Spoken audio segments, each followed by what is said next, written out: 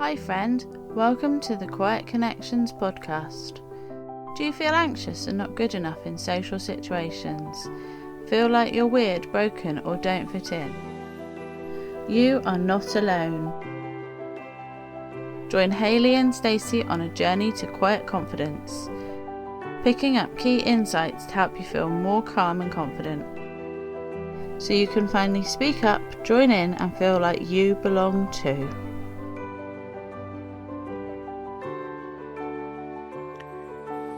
Hello, welcome back to the Quiet Connections podcast with me, Stacey and Hayley.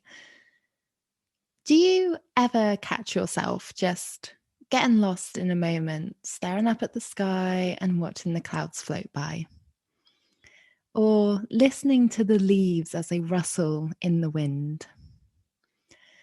Or how about following the path of a raindrop as it trickles down your window after it's been raining outside? I know I used to love doing that in car journeys when I was a child. And in those quiet moments, you feel calm, stillness, peace. Your busy mind silences and you're able to breathe. Nature has this amazing way of igniting our curiosity, pulling us into all its wonder and drawing us out of that internal chatter in our tensed up bodies. We can't deny that as humans, we're fascinated by nature. We love watching nature documentaries, and even more so when they're narrated by David Attenborough. You know it's true. We flock to parks in summertime to chill and to play, and we crave those warm beaches to get away, catch a break, to rest. Now, we're quite lucky being here in Cornwall. We're surrounded by miles of gorgeous coastline, and as a rural county, wild spaces are not hard to come by. But even if you live in the city or a more built up area, nature is still always around you. Whether that's a park or in your garden, or even just bringing some plants into your home, we can all reap the benefits of spending time with nature. In today's episode, we chat with our nature-loving community engagement manager, Ellie Smart, who shares her experiences and explorations of nature and how they've helped her to ease anxious feelings, anxious thoughts, and instead feel more grounded and more confident in her own self, so that she felt more able to let go of the fears of judgment in social situations and courageously show up as herself, safely knowing that she already belongs. But first, Hayley, you've trained recently in something quite special, haven't you? Which has brought some amazing insights, learnings, and practices back into the support that we offer here at QC. Would you mind sharing what that is and what the science is behind it?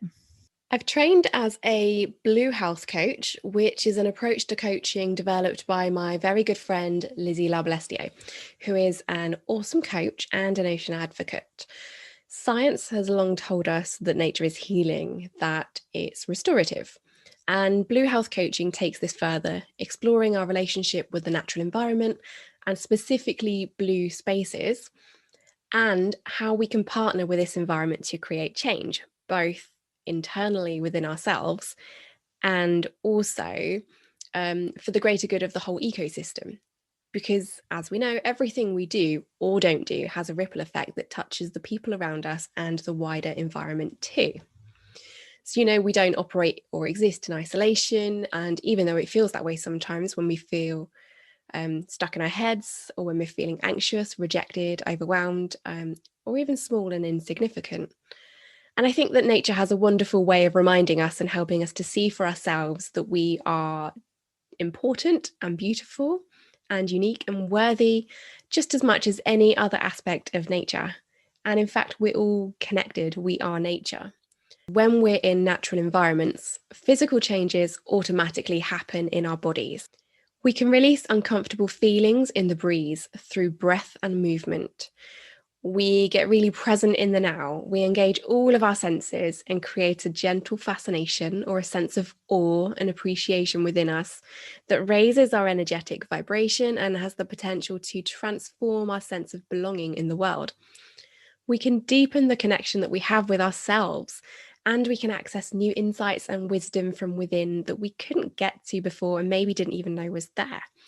And this is why I value nature nourishment as a way to nourish ourselves mentally, emotionally, physically, and spiritually. And of course, the more connected we feel with nature, the more we care for it and make conscious pro-social environmental choices, which incidentally also gives us a sense of purpose and significance and meaning in life. And isn't that what we're all searching for? Oh, absolutely. 100%. So let's dive into our chat with Ellie, shall we? And find out more about the power of nature and how it can benefit you. QC Dream Team here today. Woohoo! Yay! Ellie, you're Quiet Connections Community Engagement Manager. And some of you may already feel like you know Ellie a bit from seeing her popping up on the Quiet Connections app and on Facebook and Instagram. You've been sharing some wonderful videos and posts lately, Ellie. They've been so great to hear and to read. So for those who perhaps don't know you and are new to Quiet Connections, would you mind sharing a little bit about who you are and, you know, what brought you to Quiet Connections? Yeah, absolutely. So I think I was always quite shy when I was growing up, or I felt very shy, as very quiet generally. And that kind of carried on throughout, probably up until my early 20s or so. But it was when I met Hayley at a business thing. And I think we kind of connected there because Hayley was just starting Quiet Connections. And she obviously just an idea. Yeah. I think Hayley I think you approached me because I was refusing to put my hands up, and my little tutory person was like, "What are you doing?" So that was kind of how I came to know Quiet Connections. And then I obviously followed Hayley and her progress with Quiet Connections for a little while. And then when it got started a little more, I started to run a few workshops, or not workshops, little community engagement activities, which were really fun. Yeah, so that was kind of how I started to know Quiet Connections. But I think generally a little bit more about me. I really struggled to communicate with people. Verbally, I'm not very great, or at writing, I've sort of really struggled with. So it was kind of in my late teens, I started to discover photography quite a lot. And I used that as a medium to kind of not only express myself, but to start telling stories. So I went more down the photojournalism route because I found that photography is a really, really good way to tell other people's stories as well, especially because I wanted to get to know these people, but I was too shy to ask them questions. So I would just kind of document their life. And that would be my way of kind of learning about them. And it also felt like I was giving them a platform to tell their story. So that was a really useful tool for me. And then sort of as more time went by, I started to focus on different projects. And it wasn't until I started focusing on paganism, especially in Cornwall, because we're a very sort of ancient-y kind of county. And that was when... History. Yes, yeah. That was when I started to connect with sort of modern day pagans, and it was their connection with nature that really started to inspire my own connection with nature. You know, I'd always loved nature. I always found that it was massively useful and helpful to me. You know, the amount of times I've been stressed and I just have to get out, like, even if it's just 10 minutes sat in the garden or whatever, I think it just grounds you again. And then it was watching these deeper connections with nature from other people that I start to really think, oh, this is really really cool. So that was how I started to get into the nature side of things. And I started to sort of naturally develop my own connections. I think for me, listening was a big one. I just used to like sitting there and just listening, because the amount of times we block things out, we don't really notice. You know, I'm very lucky I can hear the sea from my garden, but the amount of times you just ignore it because it's just a background noise. But when you actually tune in and start to listen to all these little sounds, that's what really started to make me think, this is so cool. There's like all these little birds around, and, you know, like hearing different noises of little insects and things that you don't notice in the summer. And then you start to look for them. And you start to see the detail that's in something like so small. And it kind of, it made you feel like you could sit there and be a part of something without having to physically contribute, which I think nowadays we're made to feel like we have to constantly do something or constantly be something. But just being able to just be and listen and look at things and observe, it kind of made you feel like you're there somewhere, but without, doing stuff. Oh, there's so much beauty in what you just shared then, from you know, your journey into photography and how that was a tool for communicating and telling other people's story, but also a way for you to feel like you're getting to know other people, and then like that transition into the connection with nature as well. To me, what it sounded like is that there's like a theme of observing with you. Yeah. And this sense of like, you're here to listen and to observe and to watch what's going on. And how do you feel like that applies to those of us who are like quieter? Absolutely. I think generally as quieter people, we do tend to observe more, because whether we mean to or not, we're always looking for that kind of opportunity, I guess, to either say what we want to say or trying to connect with other people. So I think we tend to have a good skill of observing the things around us. And I think as well, as quieter people, we tend to be more in tune with other people's emotions and feelings, because we observe so much. We start to sort of be able to read people very sort of well, and quite quickly as well. Sometimes you can just pick up on what people are feeling just by observing them. I completely agree. I think it's one of our superpowers, is that, you know, we are watching so much and seeing what's going on, and I think taking in so much information and things that other people are missing. And within that, there is so much wisdom and beauty and gifts that we're holding, that I suppose like we're here to kind of share with the world. Absolutely. If we find ways to help us express those in ways that feel comfortable. And it sounds like photography and nature are those things that have really kind of connected you to being able to express those parts of yourself. Yeah, absolutely. I think, like you said, it is one of our superpowers to be able to observe so much. And I think if people can find a medium to express themselves through that, and sort of, you know, whether it's crafts or art or photography or music, I think it's really good to be able to have a platform where you just feel like you can be you and express those observations that you feel in everyday lives. I think firstly, we really need to recognize the beauty of our quietness.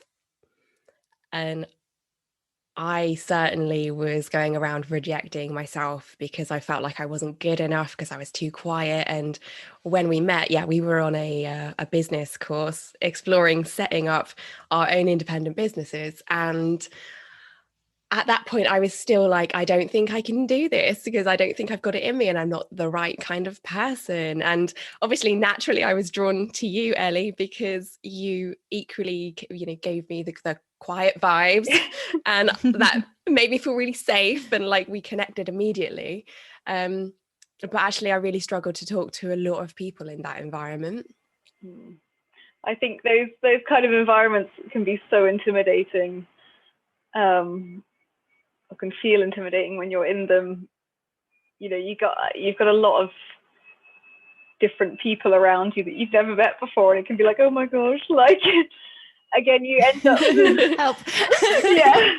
You end up sort of not taking in half of the information as well because you're just more worried about what people are going to think about you. So you're like, so I think it. You're sitting there in that fight flight mode. Yeah, absolutely. And then they ask you a question, you're like, I don't actually know what's going on. You're way too preoccupied. So I think it was good to be able to relate to you in that situation because it was like, not alone. And then I think discovering what you were doing as well was really interesting because it was like, oh my gosh, this is like so incredibly helpful. And I'm so glad that you did carry on. Thank you. And I'm really grateful at how you're bringing this nature connection, this encouraging people to really nourish themselves through connecting with nature into Quiet Connections, because firstly, you're so brilliant at it, and you wouldn't have any idea that you have struggled communicating in the past the way that you do it. You are just so at home and comfortable in your element. And I think that connection with nature can be really useful for connecting with yourself and really learning to appreciate those quiet strengths. Because when you look around in nature, there's quiet and stillness everywhere. And we're really drawn to it and we really appreciate it. Yet that's the very same thing that we seem to be rejecting in ourselves. Absolutely. I think it's so amazing the amount of times that people say, I just want a bit of peace and quiet, and I just want to, sit in the middle of a field and not think about anything. And it's like, so what's wrong with being quiet if all we crave is quiet half the time? Yes, it's so true. Such a bizarre feeling. Everyone wants this quiet life. But in ourselves, we're like, oh, we mustn't be quiet. And it's like, no, we should. It's amazing. It's so lovely. And I think nature's got definitely that power to be able to help us connect with things. I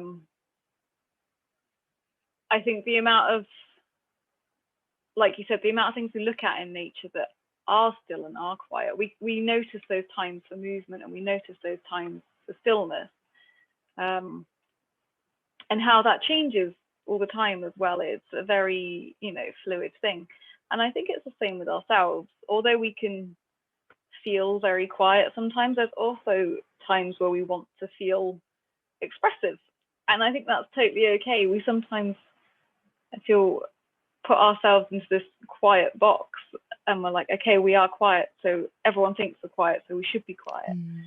But I think there are times where we go, actually, I wouldn't mind doing this today, and it's not me as such of what people think of me, but I want to give it a go. And I don't think there's anything wrong with that. I think we need to sort of relate to nature in that sense and realize it's okay, we can do the louder things as well if we want to and feel comfortable doing that. Stacey, do you want to pick up on that? Because you said something the other day about feeling like you don't necessarily fit into quiet as well because there are times when you're loud. Yeah, it's such an interesting dynamic, isn't it? Like, I feel like so many of us receive that message growing up that it's not okay to be quiet, but it's also not okay to be loud. And I know for me personally, like there are people within my life who I've been friends with for a very long time, and who would in no way describe me as being a quiet person, but more so an expressive person. I quite like that word actually, in terms of like, I say it's being louder in air quotes, but actually it's about you being comfortable with who you are, and actually just being comfortable enough to share and to talk, and to talk about the things that you're interested in. And so there are people that would describe me like that, but there are also people who do describe me as being very quiet, and as the person who just sits there and listens to what's going on, and doesn't always contribute much to a conversation, but I'm still a part of that, but I'm in that more observant state, which I feel like we all have both these aspects and qualities within us. And yeah, growing up, it was quite confusing, I feel, because I was like, I'm not allowed to be loud, I'm not allowed to be quiet. Both feel shameful. So who am I supposed to be? How am I supposed to act? How am I meant to operate and function in this world when I'm being told that both are wrong? So I feel like when you're kind of stuck in that limbo state almost, it's that can drive a lot of disconnection with who you are, because if you're focused so much on I suppose all those messages of like, it's so wrong to be both these things and therefore I can't be anything, your only option is to just basically not exist. That sounds quite dramatic, but that's kind of what it feels like. So yeah, I feel like there is this dynamic to explore between acceptance in both, and finding that acceptance and feeling that acceptance within ourselves, and also recognizing, like you said earlier, I like the term that you use there around us being fluid, because we are fluid. We're not the same in every single moment or situation. There are moments that bring out the side of us that is more curious, the side of us that's more expressive, the side of us that is more observant, or all these different facets and angles of us. So it's important to recognize that within ourselves and find acceptance of that. Yeah, as human beings, we're made up mostly of water. How can we not be fluid? How can we not have this dynamic? I think we're living in a society that does like to put us in boxes, put us in the shy box, put us in the loud box. We're either introvert or extrovert. And like you say, Stacey, we've got all of these qualities within us. Yeah. Oh, that's just a reminder. As you were saying that, Hayley, I just had this image of like the sky. And in terms of like some days, like the sky is really still, it's really quiet, there's no clouds. And then other days, like it's raining, there's wind, sometimes it's just completely different. Like it never stays the same. And the same with trees. Some days the trees are still and they're quiet and they're not making a sound. And some days they're rustling and they're almost like communicating with us and telling a song and Yeah. But what nature shows us is that these qualities don't exist in isolation. We don't have light without shade. We don't get noise without quiet or movement without stillness. They exist in perfect harmony together, just as they do inside of you and me. So what we think of as an introverted or extroverted personality is actually far more fluid. Just as the tide comes in and goes back out, the way we show up in the world can ebb and flow too. Absolutely. I think, anything you observe, any creature, sometimes you'll hear it before you see it, or you won't see it at all, you'll only hear it. So it's got that sort of, again, that loud mixed with stillness. And then you've also got the times where you might, if you're lucky, see a creature. It might run across the path or whatever, but you will not hear a sound at all. And it's kind of those two opposing things of it being sort of, it can either be really loud but still hidden, or the opposite where it's dead quiet but still moving. And I think it's really cool to see. You can look at a blackbird in your garden and it will sit there silently. You might not notice it. It might be in the hedge where they're nesting or something. But if you go outside at sort of 9 o'clock at night and it's pitch black, they're normally the ones that are still going, calling around, talking to each other really loudly. And I think it's really interesting, I think, just how nature, again, it picks those moments where it wants to be loud and it wants to be quiet. And I think as well, it obviously for creatures, it relates to the safety aspect. You know, it knows when to be quiet because it feels safer. And sometimes I think we can do that in ourselves. We know when we want to sort of feel comfy and safe, so we tend to become more inward. And the times where we feel like we can express ourselves are often the times we feel sort of, you know, more comfortable to do so. So I think, it's interesting that clearly somewhere along the line we've adapted that from nature too. Oh, well, I mean, we are nature, aren't we? There's no question about that. We are one with nature. We are one of the same. So I find that really interesting that when we feel socially anxious, we feel like we're so isolated, that we are so separate. And when we go outdoors, when we connect with nature, then it really reminds us that we're not alone. We are connected. You know, we're connected to the birds and the trees, and we're connected to the sea. And like you say, exactly that, we are nature. We see ourselves as so separate from it sometimes, but we are no different than any other animal. We're made of the same stuff as the sand and the sea and the stars. And wow, just isn't that amazing? Like, we are just as amazing as those things. Exactly. This reminds me of a moment I had. It was about 1.5 years ago, and I was going through a bit of a rough patch. I was feeling quite low and again feeling very disconnected actually. And I just watched this documentary on, I think it's called The Rock. I think it was on Netflix, and it was about, you know, the planet and our connection with like space and all that stuff. And that was the first time that I learned that we are genuinely made of the same stuff as stardust. And for starters, that was just like, wow, I'm made of the same stuff as stars. How amazing is that? And then the following day, I went out for a run. And as I kind of got into the flow of running, and I was like focusing on my breathing, and I was just in that moment, this bird flew past me. And I just had this really overwhelming feeling of like connection, and was just like, oh my God, I'm the same as that bird.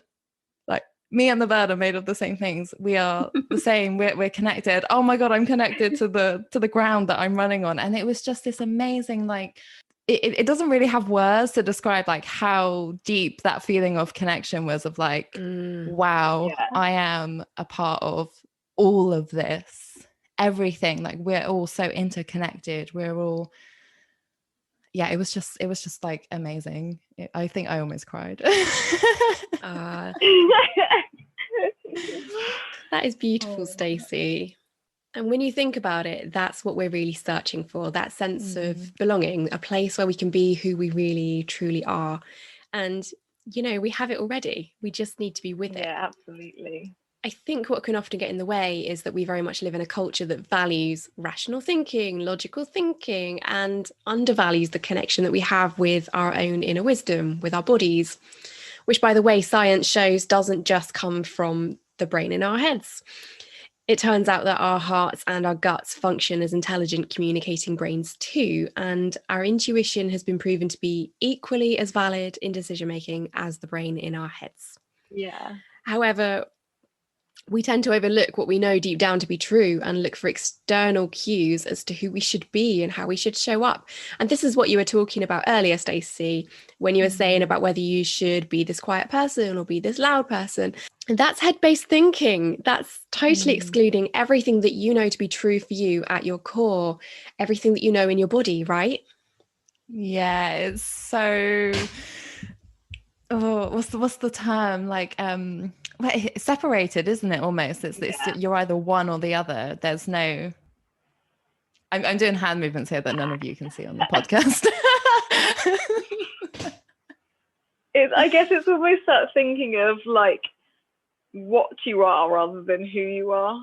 You're just focused on like what you should be, or, you know, whether you should be loud or you should be quiet, rather than focusing on the actual sort of integral part of who you are, which is very different from how you come across. And Ellie, how has like your explorations within nature kind of helped you connect to that part of who you are? I think for me, it's almost started as a mindfulness activity without knowing it. I think a lot of the time I was doing these things, but I had no idea what I was doing. You know, I was walking to the beach at midnight just because I felt like it. I knew there'd be no one around, and I used to sit down. And I remember once sitting there, and I could hear all these noises, and I was like, "Oh, what is this?" And I turned my torch on, and it was just like hundreds of little crabs, and it was just like, "Wow, this is so cool!" And like any problems that I was feeling, or any worries that I had, I just instantly, they were gone. It was just like, whoa, look at all this cool nature around me. This is so awesome. And you just, you then walk back and you feel so relieved that, you realize you're part of something so much bigger. These little worries that you have, those crabs, they're just worried about having some food tonight. Like, I don't need to worry about all these other things that, sometimes you dwell on, and I don't know the right words for it, but you make it so much worse in your own head than it actually is. And I think sometimes it would just pull me out of that state and make you realize, okay, this is what's happening. Worrying about it this much isn't going to change it. And I think going out and connecting with nature in those little ways would help me think, kind of step back almost and be like, okay, look at the basics of life, and how that's functioning, and then focus on sort of your needs, and try not to worry about those other little things that keep creeping in. So I think it started off as a mindfulness activity, and then I remember with the listening again, I don't know why I was so fascinated by listening to things. But I remember sitting with my friend down once. We were both at the beach, and I just said to her, try and listen to everything that's going on right now. And I always found that quite hard to do, because I would hate talking about like anything that was slightly in depth. Sense of vulnerability there, yeah. Yeah. And she did, and she was just like, whoa, that's really difficult to do. Like, there's all these layers that you do subconsciously block out. And whether it was the sound, or the sound of the sea, or some birds flying past, or there was a child playing somewhere, she was starting to hear all these things as well, and was like, whoa, it's this really interesting connection that we just are so in tune to block out nowadays.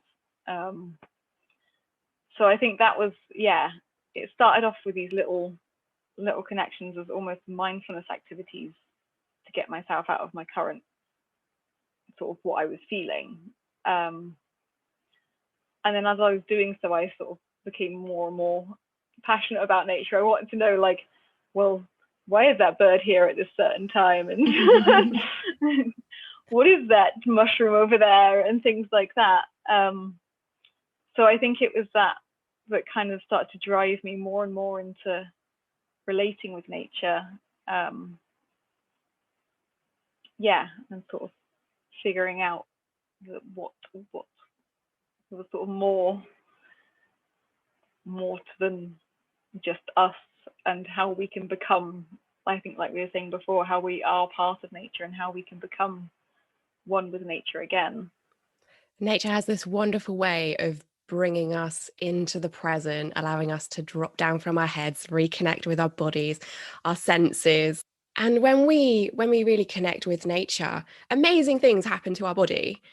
Our breath rate changes, our heart rate changes, we move differently. It releases different neurochemicals and hormones within us, and that totally shifts the anxiety response that we might be having at that time, and takes us into a place where we can be calmer, and we can be more more aligned and connected with ourselves. We can make decisions from a much, much wiser place. I had to make a decision on a house recently, and I went and viewed the house, and my partner said to me, "Oh, I want to buy it." And I was like, "I need to go to the sea and we need a walk to think about it." It's like, just very naturally we are drawn to the sea, and there's so much science out there that shows how true this is, how connected to the sea we are, and how beneficial it is to be in blue and green spaces. Have you come across nature deficit disorder? No. So being disconnected from nature can actually result in changes in how we use our senses. And we can end up living in a more kind of disconnected, dialed out way, really focusing inwards. And it can also relate to difficulties with attention and distraction too. No way. That's fascinating. That is. That makes so much sense, though. It feels like it's coming back to what you were just saying there, Hayley, about the changes that nature can have on our nervous system. And as you were just saying that, I was sitting there thinking about how, like when you were just talking about the attention deficit disorder, because that feels very true for me. But just in terms of like how focused I feel like I've been for most of my life, just on my like internal chatter, and how much attention is just turned onwards onto like all the thoughts that are like racing through my head. And I find that when I go outside, and like you were saying, Ellie, with like the listening, and when you take that time to sit there in nature and just listen to what's going on, like it takes you out of that space. Absolutely. So how have these practices that you've been doing in nature over the last few years helped you in terms of managing any anxiety or anxious feelings or self-doubting thoughts? Again, I think it's going out into nature. It like you're kind of saying, it tunes you into everything that's around you. It puts everything into perspective, and it's not just, it gets those thoughts of sort of turning everything internal. It makes you kind of realize the external world around you. And I think, like we were saying, nowadays it can be particularly difficult. We've got so much technology, and it's so hard to, even when you go out for a walk, you want to check your phone all the time, and you want to see what's going on around you, and you feel like you almost have to be doing something constantly. You can't just be. And I think by sort of going out in nature and practicing just observing, which, as we were saying, as quiet people, we're really quite good at, and it by doing that, you end up taking yourself out of your inward thoughts and just letting yourself be within the nature around you.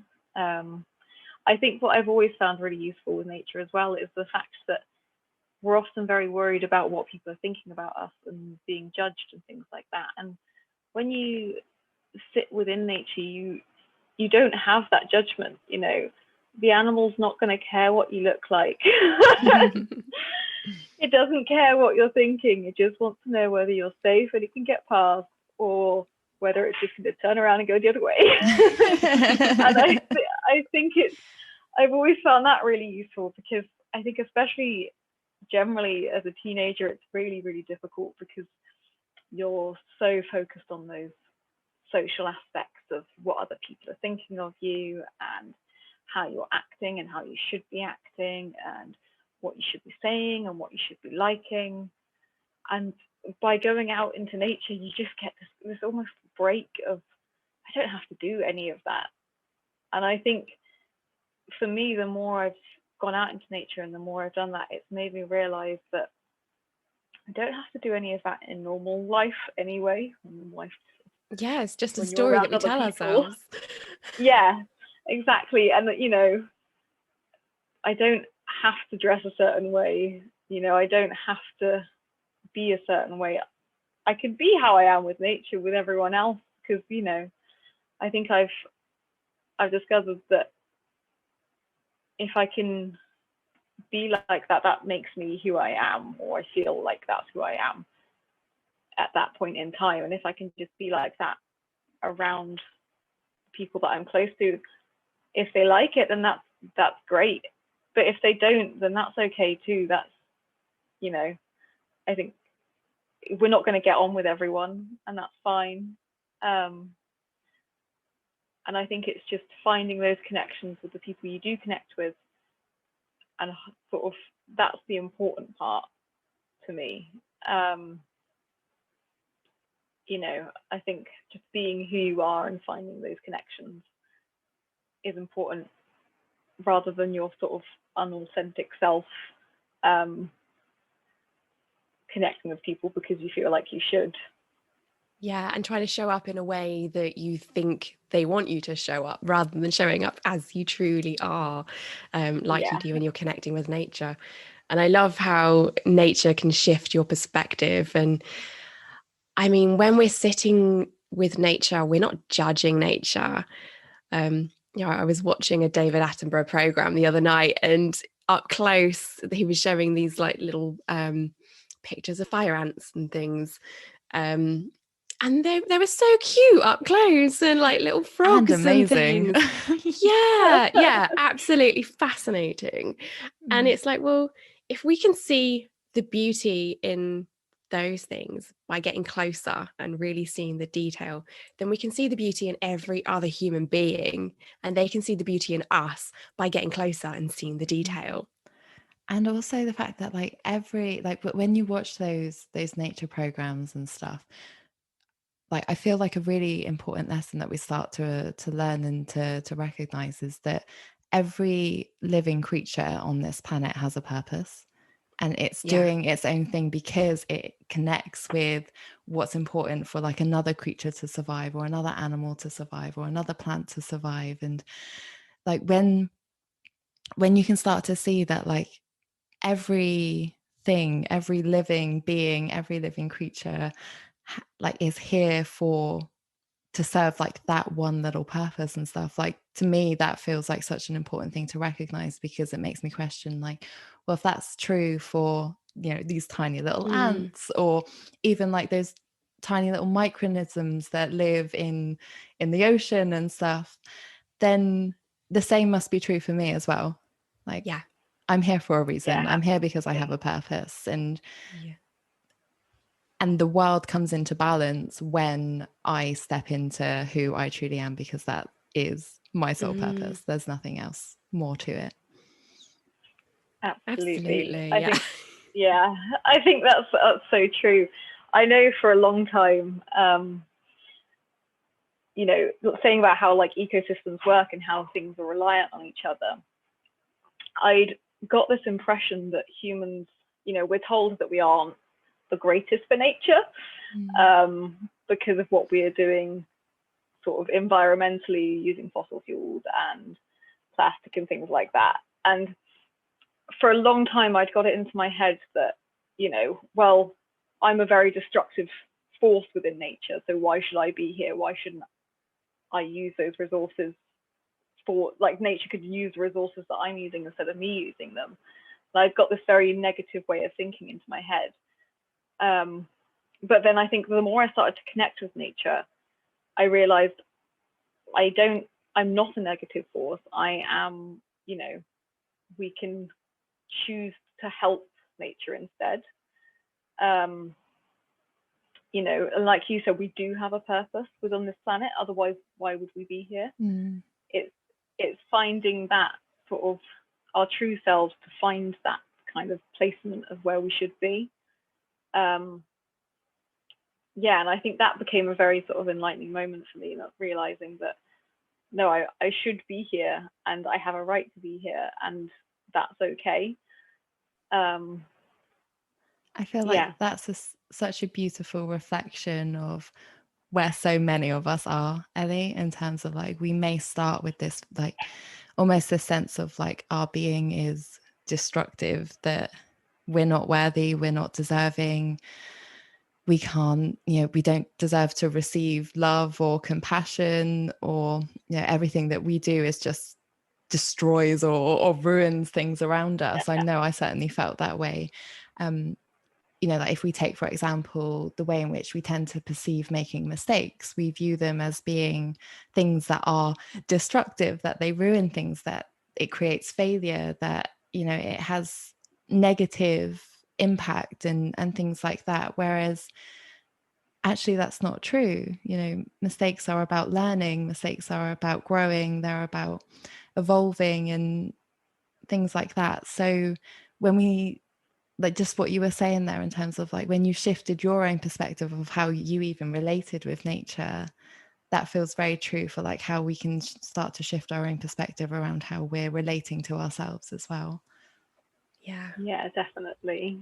Yeah, we can stand on a beach and feel entirely insignificant in the world because we are so small in comparison to our environment and the sea and the beach that we stood on. Or we can stand on the beach and feel how connected we are, how a part of something we are, and how everything that we do makes a difference. We can go on a beach and pick up a few pieces of litter, and we're making a massive difference in that moment to, that marine animal that could have been severely injured by that piece of litter. Everything that we do has an impact in the world, and we are valuable just because we exist, just because we are part of this ecosystem, just as we are. I can't remember where I heard this or if I read it in a book, but within the last week, I heard the story. Oh no, sorry, I was on a workshop. One of Four Motions workshops, actually. It was on Saturday. And she told this story of this man who was standing on a beach, and I think all these crabs had been like washed up onto the shore. And this one man was standing there and he was throwing crabs back into the sea.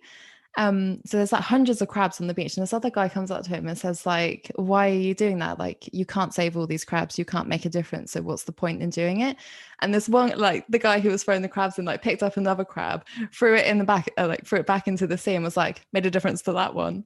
So it was like, that's what counts. Like all these small little differences, like the small little impacts that we can make, like those are the things that matter the most. And with time, if you think like how many small little moments you have throughout your life, by the end of all of that, and by the time we add up every single human being on this planet, all those small moments that we might perceive as being insignificant actually add up to be a huge thing.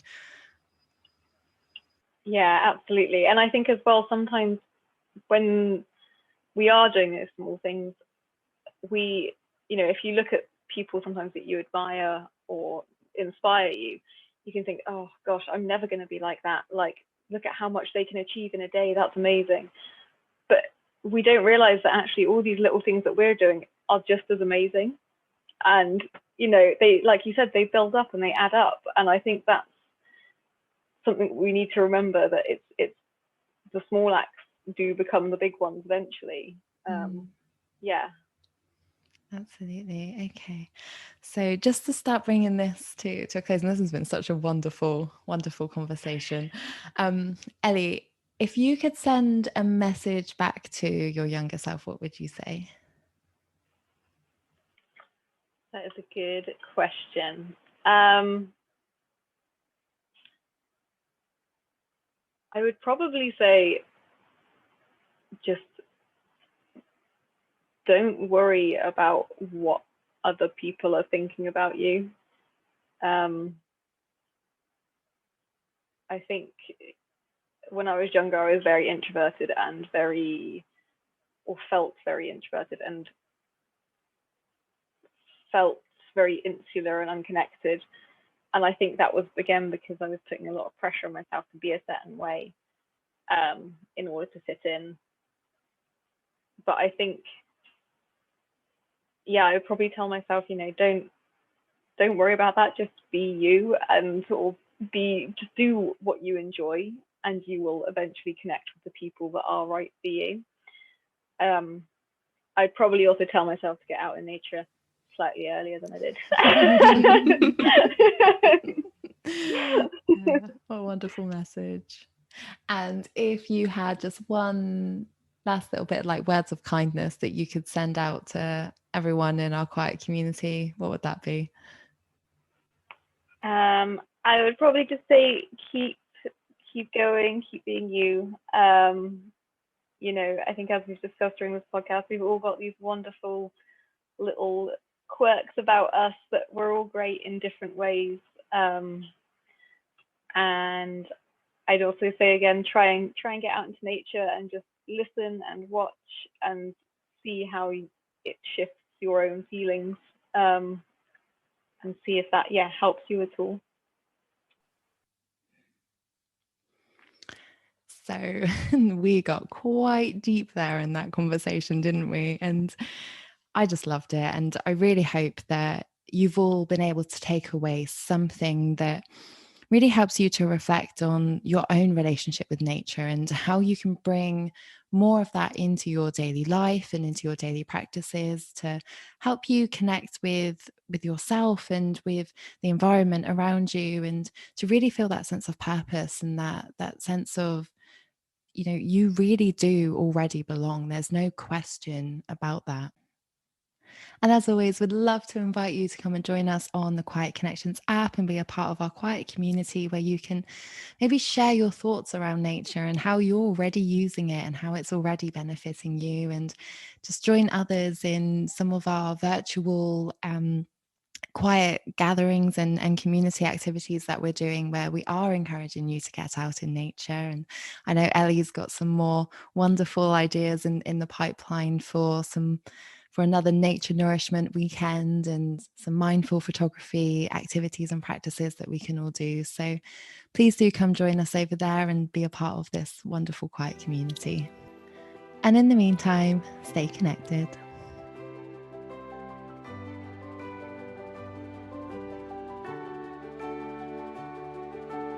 Thanks for listening. You can find the show notes from this episode at quietconnections.co.uk. If you enjoyed this episode, please help us reach more people by leaving a review. With gratitude for the support of the National Lottery Community Fund.